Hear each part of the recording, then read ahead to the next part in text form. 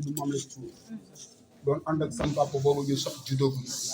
yàlla def muy ànd ak moom ba ni sama papa demee àlaxira mooy waral du ñu def dara yoo xam ne moom yëgu su ko yëgee mu joxe ndigal ñu soog a def li ñuy def mu ànd ak koo xam ne nag doomu Doudou Ndiaye Rose la bu jigéen di taaw moo nekk fii ci kër gi donc mu nekk loo xam ne lu am solo la moo tax fii ngeen ñëw nii wax nañu fi ñëw parce que bu Doudou Ndiaye Rose doon dund moom xëy na moom sax fii la koy fekk di toog di leen xaar kon maam la ci laay di bàyyeen moom wax leen li nga xam ne moom loo xam. jërëjëf kon mbooloo leen di gën di ko ziar di ko masaw di ko wax ni ay doomam ñoo ko ñun nag lii ñu def lu war parce que booy dugg ci kër da ngay jaar ci dugg te moom ci biir ci def ñii dund moo ci mag te tamit moo yor taawu kër gi moo tax ñu njëkk ñëw fii bi ñu jógee ci kër gi suñu papa ñëw fii seet si ko waxtaan ak moom wax ko ni ñu ngi waajal bés bu mag lii nag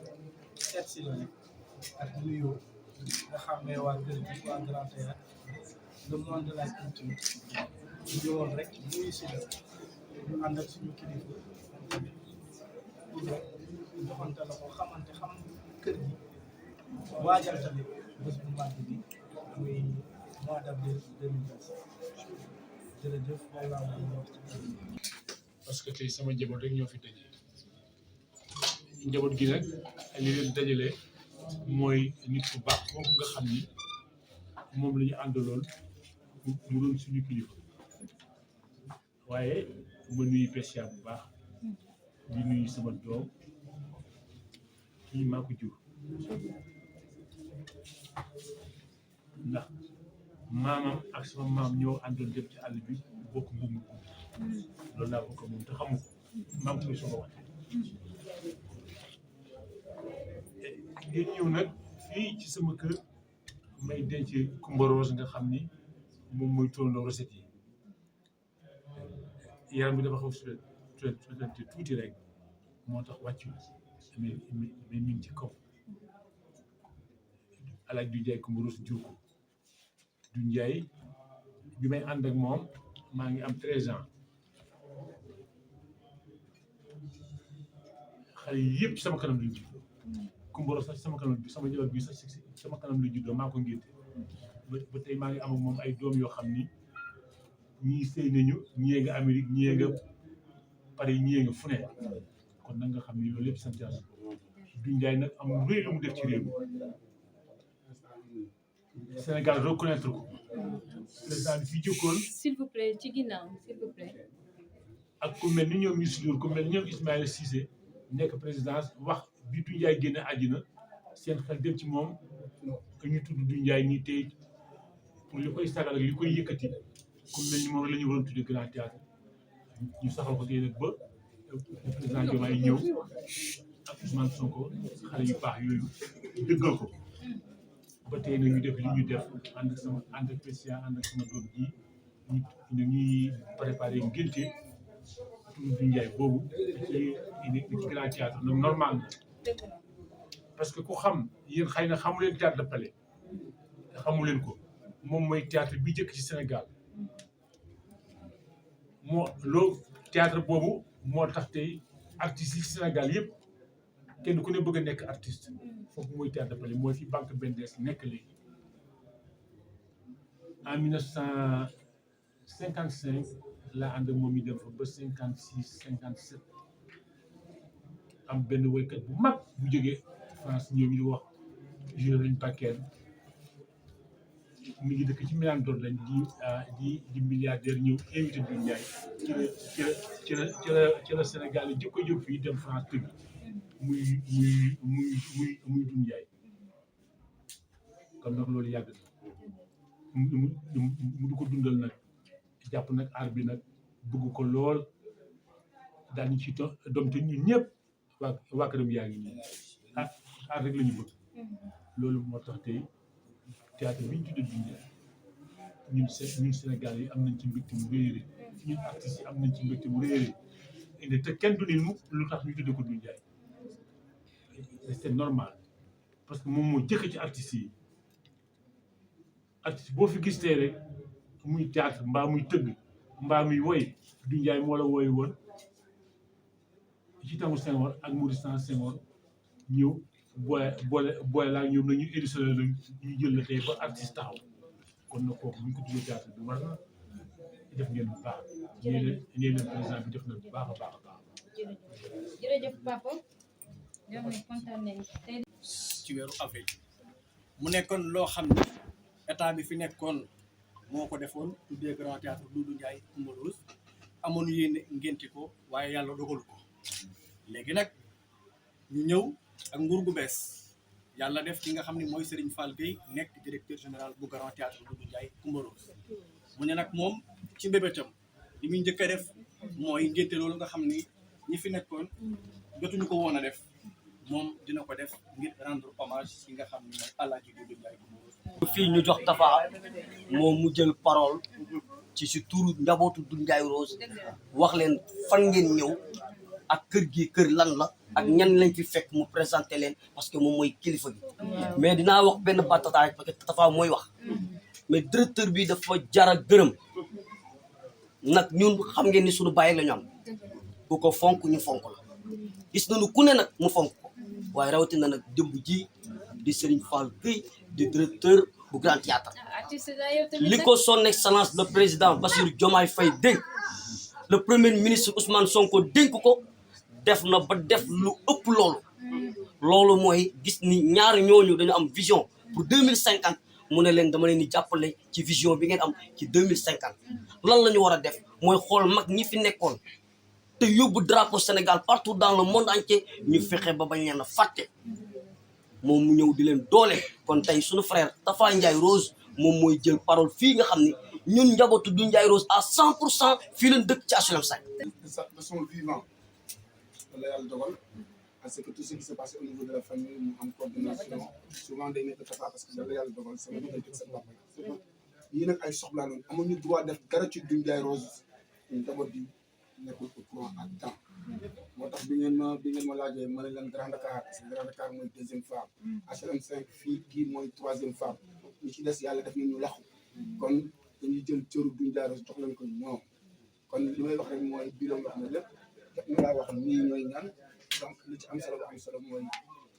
gërëm bi ñu ko war a gërëm dañ ko préparé pour gërëm ko vous avez la parole parce que faut pas jërëjëf kon ñu jàll ci suñu jëf kilifa yi ñu ngi leen di remercier ci teeru bi ak ci yaatal bi waa Grand Théâtre ñoo fi ñëw bu ngeen gisee Grand Théâtre nag xàpp leen ni ministre de la culture moo fi ñëw wala premier ministre wala président de la république ndax ñoom ñoo ñu yónni suñu ñëw bi nag du ñëw dara ñëw xaafonte la ak waxtaan ak yëgal leen ngénte bi war a ñëw muy mois d'avril 2025 ci suñu mission yi la bokk ñu ne bu ñu jógee ci kër paa bi mu juddoo ci kër gi mu juddoo dem ci kër Maam Lees il faut ñu jaar fi ñu waxtaan ak yéen ndax yéenay suñu yaay ak tamit suñu yaay ji dégg naa mooy sa jabar waaw muy la famille ba léegi kontaan nañ daal ci teeru bi ma gàttal wax ji rek di wax ni 2025 la ñuy waajal moo waraloon suñu tànk jërëjëf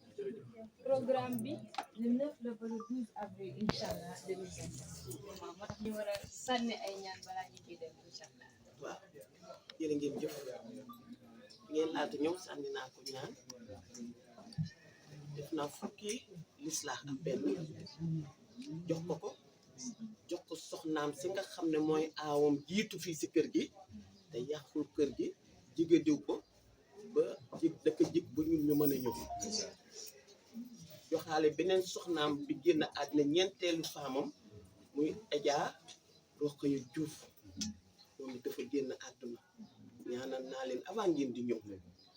yeneen yàlla xari sa àjjuna yu kawe ah di ñaanal góor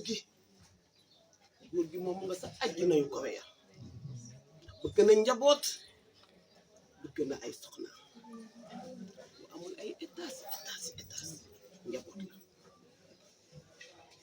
gërëm ay njabootam di gërëm soxnaam bi fi des yal nañu fi yàlla bàyyi ñu leen di ñu koy ñaanal téeméer ak fukk ji ci barke Seydina Mohamed ak njabootam yëpp bàyyiwu leen nag yoon wi maam les tour ma ngeen jëkke ñu du njaaru dillu suwaatoon lu defa toogaayam ndax lu mu war a def rek mu ngi koy def ci ginnaaw doom yu mag yi fi ne nekkuñu fi dañu nekk extérieur dafa moo fi ne si góor si mag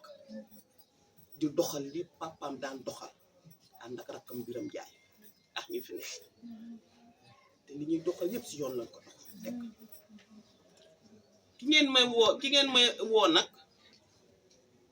mooy ngeen ma ci bu baax ku am fulla ku am fayda ku am classe da daan wax ne bu ma sama dund ma si defaru hommage bu ma génnee ak ma defar hommage waaye moo toll noonu ba il faut ñu koy defal hommage directeur bi nag mënuñu ko fay ndax Ablaye Wade moo commencé Macky Sall yeggali ñu ngi xaar Jomaay si dooleem lu muy defar waa kër du Ndiaye Rose ndax Macky Sall daan na teral waa kër du Ndiaye Rose ci Korité Tabaski yëpp daan nañu yónnee suñu suukar ak suñu njëgi xar waaye boobu gisaguñ ko ñu ngi soog a toog directeur bii nag moo jërë gërëm ndax ñi fi jaar ñëpp xëy na bari na paa bi am na 9 ans si suuf ñu tudde ko grand théâtre nga ñëw def sa Pastef war koo ngénte yal na la yàlla dooleel waa kër du ñaaro dootu ñal fàtte illaa yow mi din te loo nekk ñu nga sax jërëjëf nga xam ne def na partout dans le monde dem na fu ne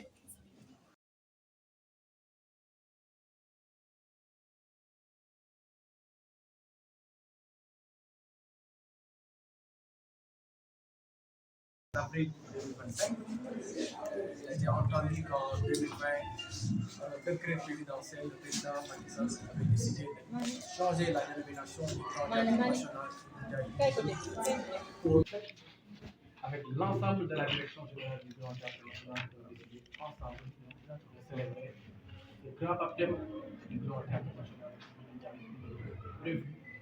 le mois d'avril 2025. Alors, dans ce siège, on a jugé nécessaire d'aller à la rencontre de certaines personnalités qui ont cheminé avec Doudou Ndiaye Coumba-Rose. Parce que nous savons tous que Doudou Ndiaye Coumba-Rose a marqué son empreinte ici, dans cet établissement, pour l'accueil. Tout d'abord, dire que je me réjouis de l'accueil. Et je ne sais pas si c'est par hasard ou pas, mais c'est en rose. C'est quelque chose qui a un sens pour nous. Comme Manel a si bien dit, nous faisons une visite de courtoisie. Visite de courtoisie et visite d'information. Parce que Kennedy et le grand-mère ont dit avec Coumba-Rose en commun. Pour cela, on a le baptême le mois avril 2025, oui. Oui, c'est une invitation et plus de cela, une participation de l'école. L'école parle des majorettes. Donc, c'est tout d'abord une visite de courtoisie, d'information et de demande de participation. Et j'espère en perspective une collaboration aussi,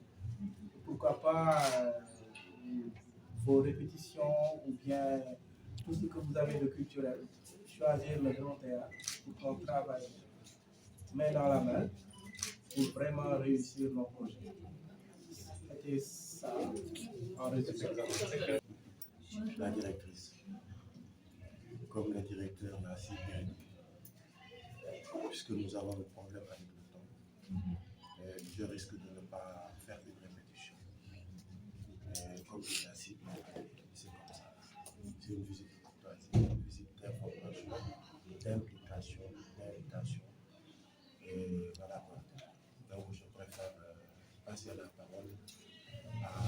Moustapha qui est le porte-parole de la famille. Voilà pour la famille. Je me connais très bien parce que moi je date vers les années 75-76 et depuis on fait partie des batteurs qui ont joué avec les majorettes. Ça veut dire les gens pas connus d'année. Producteur, elle est la producteur de l'école et qui on est toujours en contact pour parler des fêtes de 4 avril, la fête de l'indépendance, où tout le temps il y a des majorettes. Donc elle a été tellement humble parce que je l'ai appelé au téléphone pour lui dire voilà, on va passer parce qu'il y a telle chose que elle a été sympa. Là, je pense qu'elle avait même une réunion que je lui ai demandé donne-nous 5 minutes pour 10 pour qu'on puisse au moins s'entendre et tout ça, et elle l'a bien fait. Et que là, nous, on ne peut que de vous remercier, comme on dit, et que voilà, on lance la chose, et qu'on ne pourra jamais. Voilà, ça veut dire artistiquement, parce que moi je pensais à ce qu'elle sortait, c'était pour avoir le décor des élèves. Ça change par rapport au tableau où on a passé. Parce que moi je mets la vitesse en même temps. C'est important parce qu'on ne peut pas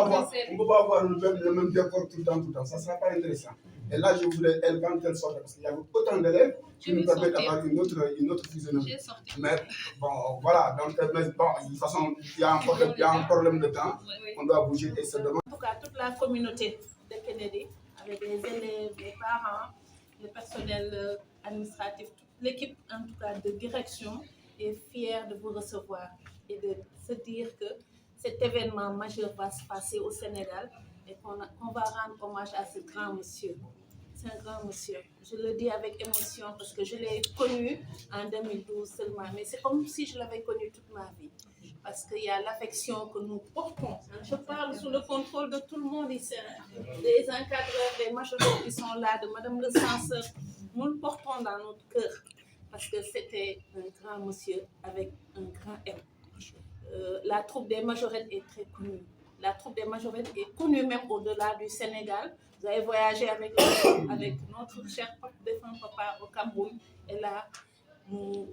c'est l'occasion de lui rendre hommage. Et bien entendu, les majorettes ne seront pas en reste, monsieur le directeur, monsieur le PCA. Les majorettes vont faire en tout cas une prestation remarquable sous la direction toujours des encadreurs, de tous les collaborateurs, de Moustapha, qui est avec toute la troupe des batteurs. Nous travaillons depuis longtemps, pas seulement pour le défilé, mais aussi pour tous les grands événements qui se passent au Sénégal. Donc chaque fois qu'il y a un événement majeur, nous voyons la troupe des majorettes du lycée Kennedy, nous voyons la troupe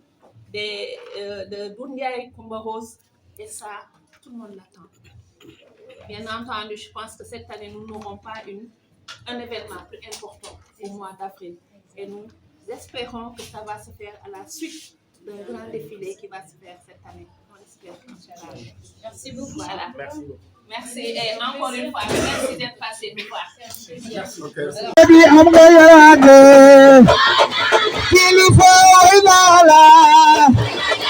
Alléluia. Alléluia. Alléluia.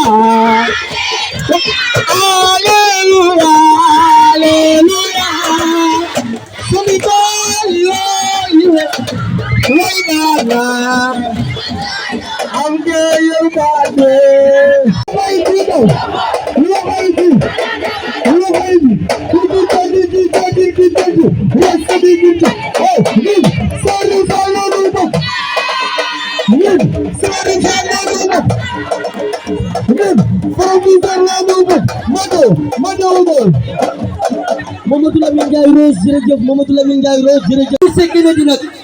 moo am chance am bis bu rëy 4 avril 2025 ak les majorettes du lycée Kennedy ñu fas yéene défilé ak son excellence le président Bassirou Diomaye Faye. pare bu ñu paree déglu leen mais xale yi dama bëgg ngeen bind li histoire la suñu paree dañuy àndandoo ak directeur professeur lycée Kennedy mu baax mi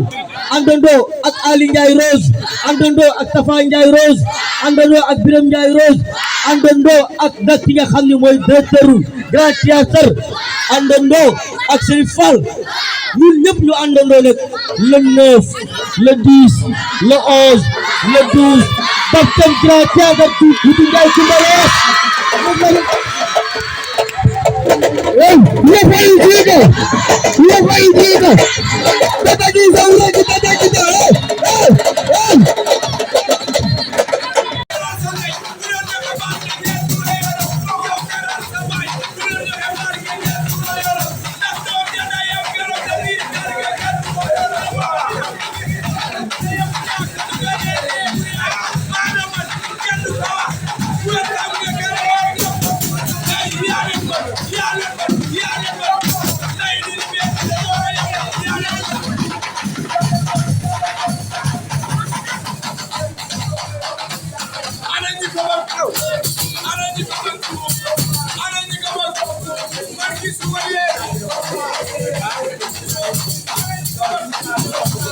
De dire que c'est ce que nous faisons.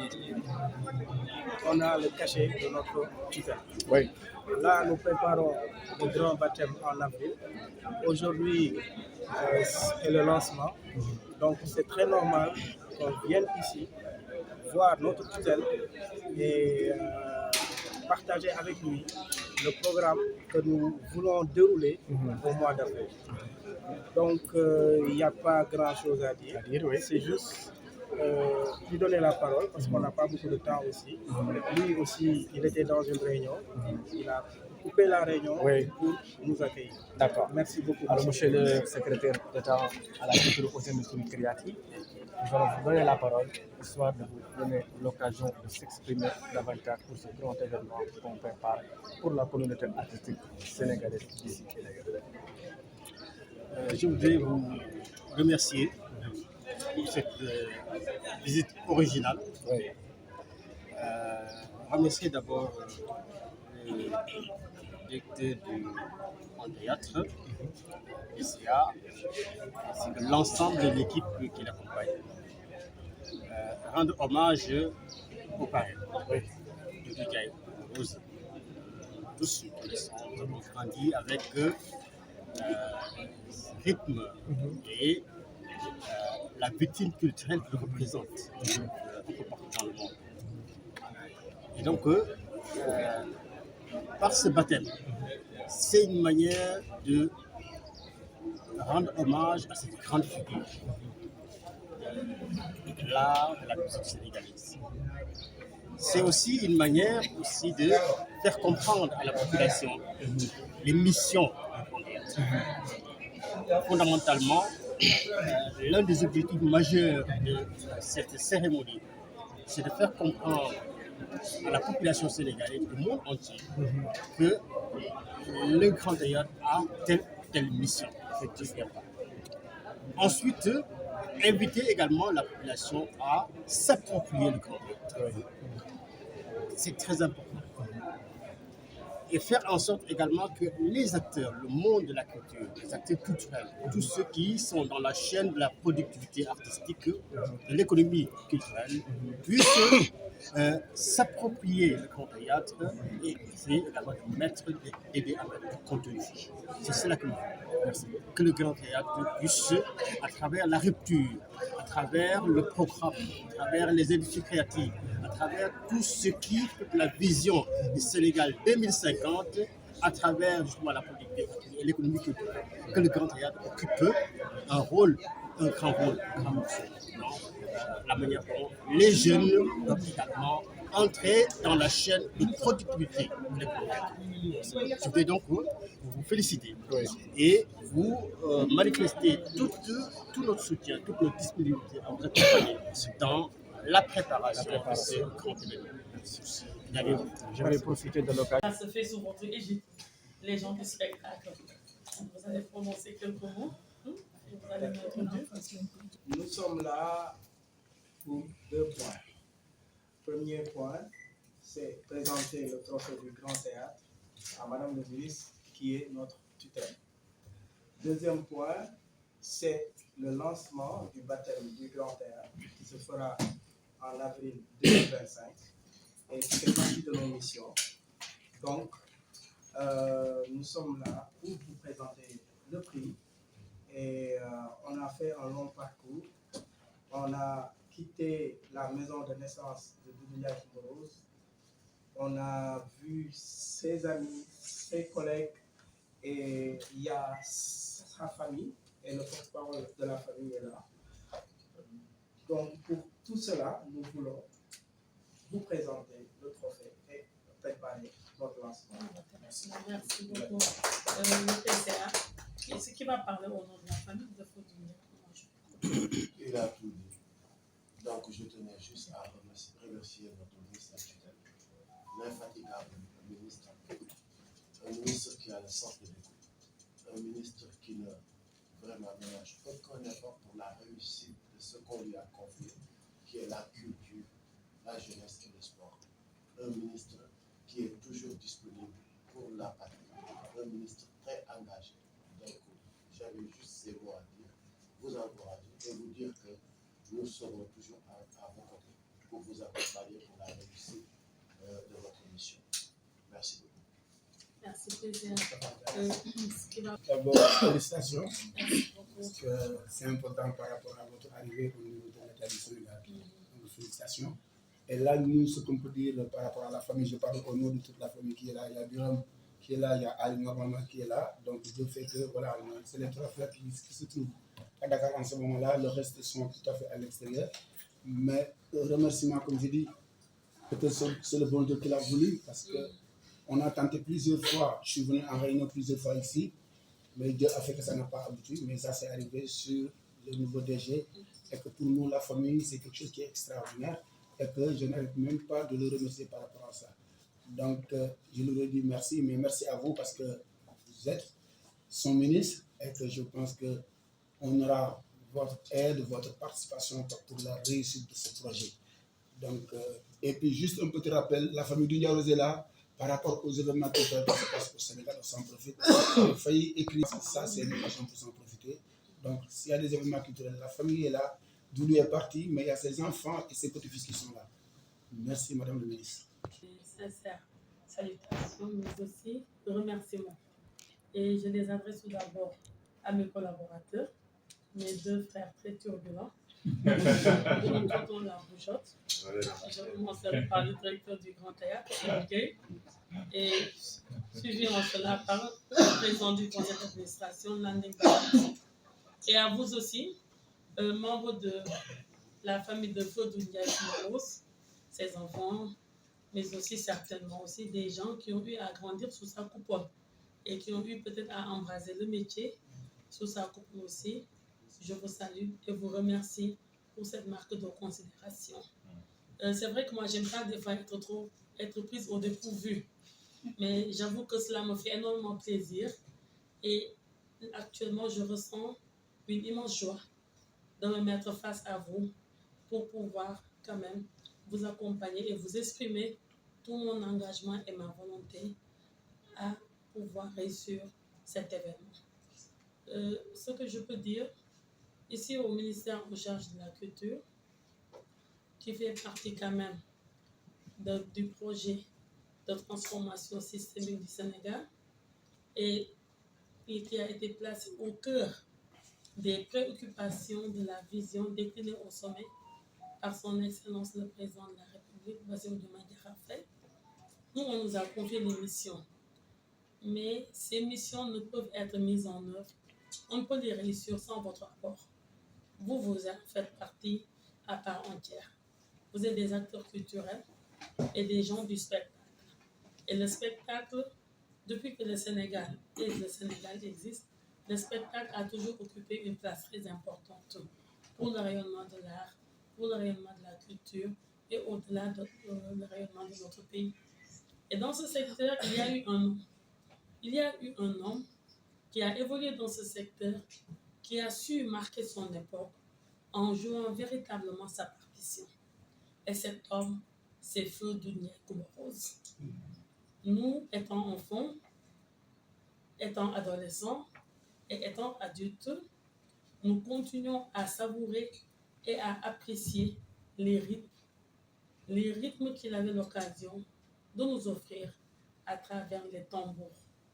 Et là, j'adresse mais vive encore encouragement à sa famille, à ses héritiers, parce qu'il a laissé ici un héritage. Biram Ndiaye Rose, moi j'ai eu l'opportunité de le connaître, de le rencontrer chez moi à Joal Fadiouth Ngazobil, à l'occasion du 50e de notre commune. Et c'est eux qui étaient là-bas pour faire le spectacle, pour faire l'animation. Et ils avaient encore sacrifié à la tradition. Et ce jour-là, ils avaient permis à la population de Joal Fadiouth Ngazobil de pouvoir véritablement se délecter. Au-delà de ces rythmes, au-delà de ces sonorités, de ces sensations, se dégagent des messages axés sur nos valeurs traditionnelles, sur nos valeurs ancestrales. Et nous, notre rôle, nous allons le jouer pour la conservation de ce patrimoine, pour la conservation de cette mémoire et pour sa perpétuation pour les générations futures. On s'achemine vers cet événement. Là, nous avons besoin de rappeler nous le rôle qui nous incombe. En tout cas, ce que je peux dire, globalement, nous ne ménagerons aucun effort pour vous accompagner et pour véritablement réussir cet événement. Parce que c'est une obligation et c'est aussi un droit pour Feu Ndiaye Coumba Rose, pour ce qu'il a eu, pour sa contribution au rayonnement de la culture et pour sa contribution aussi au rayonnement du Sénégal sur le toit de l'Afrique et sur le toit du monde aussi au plan de l'art et de la culture. Et nous avons comme obligation de perpétuer cette mémoire. Merci beaucoup.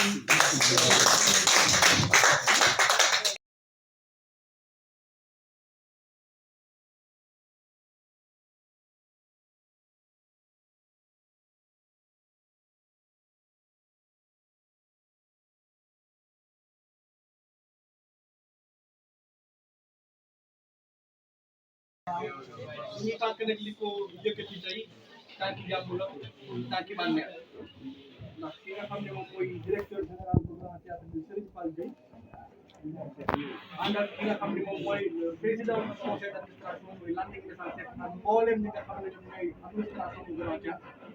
ñoom ñoo fa seen daal tey ànd ak waa kër Doudou Ndiaye Coumba Rose c'est-à-dire fii ci Grand Théâtre ci Grand Dakar seet si ki nga xam ne moom mooy maire suñu bi ngir ñëw waxtaan ak moom ci xew-xew bu mag boo xam ne ñu ngi koy préparé jëmale ci gerte bi nga xam ne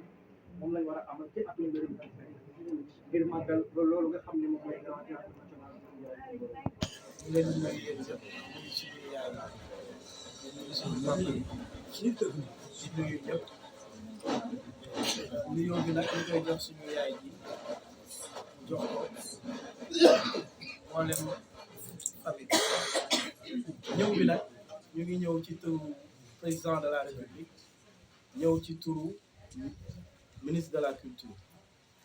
ma ànd ak suñu PCA ni ko Mané waxee ak Pa Ibnou Sarr mi nga xamante ni mooy suñu mag fee ci Grand Théâtre yëpp a ñëw mën nañ ne ministère bi yëpp a ñëw delloo njukkal suñu papa Doudou Ndiaye Coumba Rose dañu wax dañu kañ nañu ngénte bi faw ñu def ñu jàpp date nag mu nekk ci mois d'avril bi défilé bi bu passé le 9 ñu bëggoon def ngénte bu mag bi lii lancement kese la ñëw nuyu leen ziar leen ñu xamante ngeen xam ni seen ay doom ñoo fi ñëw bëggoon rek di sàkku ñaan ci liggéey bi ak lu ngeen di xaar ci Grand Théâtre bu ngeen ñu ko mënee wax ñu waxtaan ci lu gaaw rek di jéggalu tamit ci dérangement bi parce que heure bi noppalu la woon waaye lu mënul ñàkk faw ma wax di jéggalu wasalaam jërëjëf. merci beaucoup monsieur le directeur général. salaamaaleykum donc man damay ñu fekk si man fi laa bokk man tey jii su may wax daanaka damay wax ci ñoom seen tur parce que mais dama leen ki xaw a woon rek parce que maire bi daanaka njabootu bi Ndiaye Rose yëpp moo leen yar ñun ñëpp yàlla moo dogal moom mii moo ñu yàq booba temps ay xale yu ndaw la te ca Médina kër bu mag Rion RTS fa mu ne woon fële ca nga nekk moom mii mu yor ñun ñëpp donc taaw yee tout le monde mu yar ñëpp kon bés bi dafay nekk bés mooy li may wax amuñu droit di def lenn du Ndiaye Rose lu ñuy amul seen cër bu ñu defee dara que ñi amuñ ci cër rek c'est parce que du Ndiaye Rose amul ci cër moo tax lépp lu ñuy def rek dañuy bëgg di ko jaarale fi ñu ko war a jaarale fi ñu ñëw suñu yaay la donc li ñuy def rek mooy ànd ak moom ci boppam yëg-yëgam wax leen ko bu ko defee ngeen xam parce que vraiment bëgg nañu ñun ñoom parce que fii dama waroon ñëw rek présenté nañ ko yëg nañ wax mais comme noonu la demee daal dama koy bàyyi yëg-yëgam bi ñu demee toog mooy taaw bu jigéen fii ci kër Marème Ndiaye ci rakk yi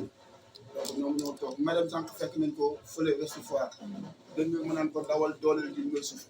far yàlla def na ñu ñëw donc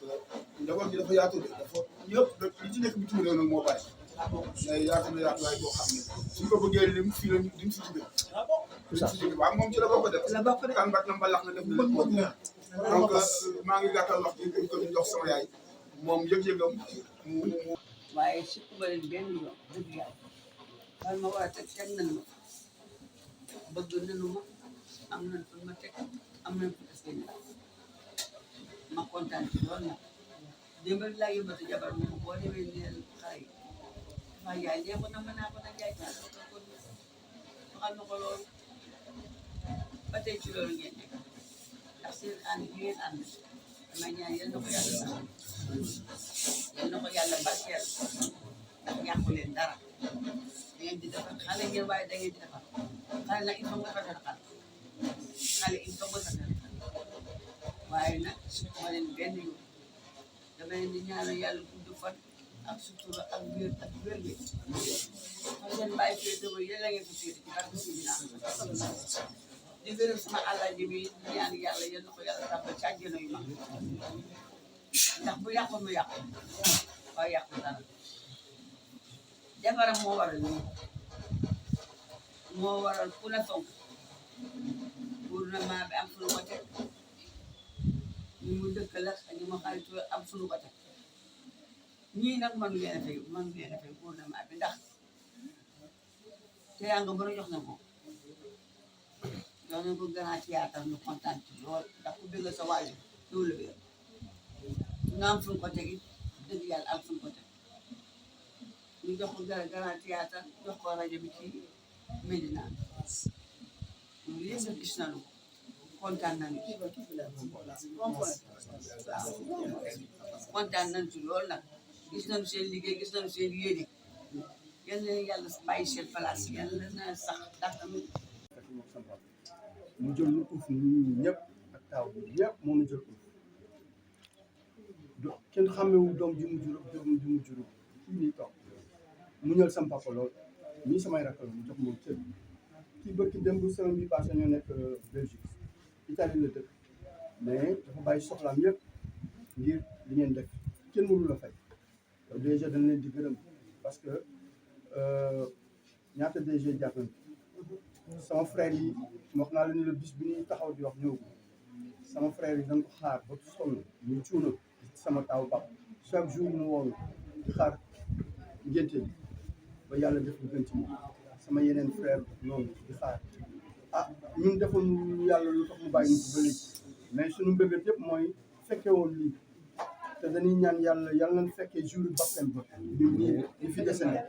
kenn bañ a manqué parce que njaboot gi ko doon xaar ci doom yi fekk na ni paa bi ñu bari ci taaw yi fekk nañ paa bi ñun nag Arona mooy sama taaw mooy actuellement mooy mag ci famille jot naa ko toujours mu ne ma doxal leen lépp benn la affaire bi du personnel kenn du Ndiaye Rose moo fi def lu tax ñu di ko rendre hommage du man du keneen sànq bi may génn sama kër damay dawal sama oto jàdd ci koñ police ni ma taxawal ma ne ko sawaay dama grand théâtre laa jëm doomu du Ndiaye Rose la mu ne ma yow sa papa kenn du ko téye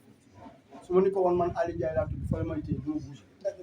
defuma lu tax nu di ma rendre hommage kon nag affaire bi dooma ñi kenn def lu tax nu di la rendre hommage du Ndiaye Rose ko def moom la ne rendre hommage bu ñu ko def affaire personnelle nan ko def affaire du Ndiaye Rose ñu ñëpp ñu boole doon benn suñu papa la ñuy sargal dara gënu ko foofu ñii la ñuy gërëm parce que tey jii bi ñu fi ñëwee bi ngeen jëlee fonction léegi yàggul mais seen priorité yëpp mooy def tout pour ngeen grand théâtre dañ ko doon renvoyé DG ni kenn du ko renvoyé suñu doon def ay marché doon ko def DG dañ lay ñaanal lu yaa xam ni la bëgg yàlla na lu ko yàlla def di ñaanal tëm du man rek de ñëpp a ngi ñëw parce que ñëpp fonk seen papa affaire bi du ñi ngeen gis nii ñëpp a ngi préparé ni kii daggee biyee ñëw suñu sœurs yeeg suñu frères yi nekk partout dans le monde Japon ñëpp a ngay préparé mois d'avril bi man maa mënul tax xam lu dara ci page bi kii même chose ñoo nekk semaine bi passé rek ñoom ñëpp ñu bàyyi seen soxla parce que tey jii fu mu nekk ci bitim réew yàlla ak du njaay rose lu nu am yàlla moom ko def moo tax lu ñu ko tudd njaboot gépp ngi ñëw di ñaanal suñu waajur lii ñu dese nag yàlla na ko yàlla doolu gudd fan ba mu fekkee ngénte yi fekkewaat ay yeneen ngénte yi ngénte ndax moom ba ñu tuddee yàgg na te yàlla ñu ko soog a doyee ci yéen ngeen def ko seen pasteur def ko seen def ko ngeen def mu neex lool ci ñun du ñaaw képp mu rek kontaan na ci li ngeen def di leen ñaanal yàlla may leen ci di fa rek fekkee kan ba seen bébét bi ngeen bébét yàlla may leen ngeen mottali njabootu Ndiaye Rose ñëpp kontaan nañu ci yéen ñu ngi di ñaanal yàlla di leen ñaanal may gudd fan ak wér ngeen fekk ko tam ci barke seen yàlla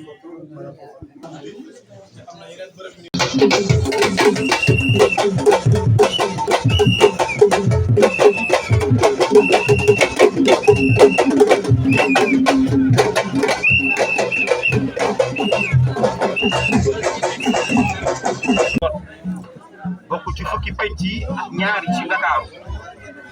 penc Jaraaf Farba Faye ay njéemi yaay sooy bëgg sambaat seeni jaraaf di pencum grand Serigne Ablaye Diop Makhtar chef des collectivités lébu waaye tamit di penc nga xam ne tamit mooy Sélépay chef de penc mii nga xam ne mooy penc mbot ci ay maam ba ci ay maamaat penc mi histoire la muy buur ku mënta jóg daa nga ñëw ziar ci penc mi góor gi du Ndiaye Rose nag sunu baay sunu maam doonoon kenn ci penc mi fii la dëkkoon muy paaleen doonoon koo xam ne royukaay la woon ci askanu lépp royukaay la woon ci ñun ñi nga xam ne ñoo dëkkee Ndakaaru royukaay la woon ci mbaax ci yiw ci ngor ci teey ci yar ay doomam moom moo juddoo fii ay doomam juddoo fii Tafa Ndiaye nii du Ndiaye Rose amul benn doom buy tux cigarette amul benn doom buy naan sàngara du Ndiaye Rose doon nit koo xam ne yar na ay doomam yu jigéen yar ay doomam yu góor lu nu fekkee la bu musaan teg booleem teg doomam yu wër ko dañ daan lekk ba suur ba desal doonoon koo xam ne dimbali na ay boppam dimbali na ay doomam dimbali na ay xaritam dimbali waale ay doomi xarit kon kooku bu dee dañ koy pat tey Sénégal fu aar bi dem góor gi du Ndiaye Rose moo ko fi yóbbu kon bu tey fekkee ne tey am ngeen tey bés bu mel nii nga ñëw fii di penc mbot bokk ci 12 penc yi ngeen ne tey dañuy ñëw sargal du Ndiaye Rose ah ñun waa mbot am ñu ci fier jaraafi Ndakaaru nekk fi de muy jaraaf Farba yaa ngi fi grand Serigne nekk fi de muy Ablaye Diop Makhtar chef des collectivités lébu Sélépay nekk fi waaye nag man maay ndongo laa pàcc ki wul penceeg ñaar ci Dakar am naa ci kàddu na yàlla bu jël soof yaay li nga doon maax nga doon yiw nga doon tabe nga doon démb yaa ngi ñëw am kuy seede ci yow naan la Tafa mës naa am problème ñëw wax la ko nga ne ko wallaahi fàtte naa ko sa baay noonu la daan def Moussa Gueye nii dëgg sabar ba pare képp kuy nawle géwalam dana la may képp koo xam ne dëkk nga ci koñ bi dana la may li ma yow dina ko séddale ñëpp kon du Ndiaye Rose gàcce ngaa la moom la ñuy jooy ba tey noppeeku yal na yàlla guddal aw fan yàlla fay nit amul lépp ay bokkam nit amul lépp culture am ñi ngeen def mooy bëgg seen réew yal na yàlla fayal leen bokkam Ndiaye Rose suñu PCA moo nekk nii man directeur bi ñoo teg nuyoo bi ci sa loxo nga jotaleel ñu ko ci askan bi yëpp askanu lépp ñun nag leen nañu fi indi nuyoo ak dégloo di leen yëgal suñu xew bu mag buy am mois d'avril en 2025 xam naa dinañu gën a gisee après dugg ci détail lenn rek lañu bëggoon def teg sa loxo dara mooy ñu nuyoo murit tuuti di la wax ni am na ñu ñuy xaar moo tax ñu gàtt la wax di leen gërëm ci accueil bi bu dee lii rek mooy lancement xam naa film bi bu ñëwee moom. waaw lancement bi la rek film bi ñëwagul. kontaan nañ ci jërëjëf ñu leen di gërëm.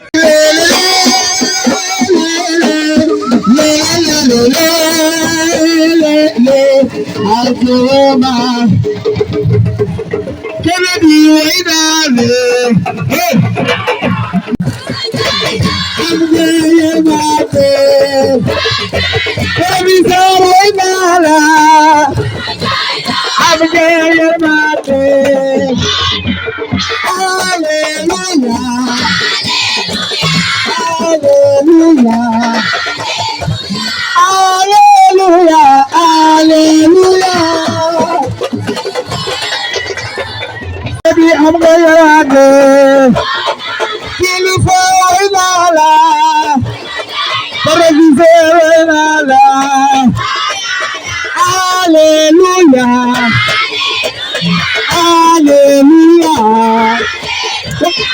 hallelujah, hallelujah.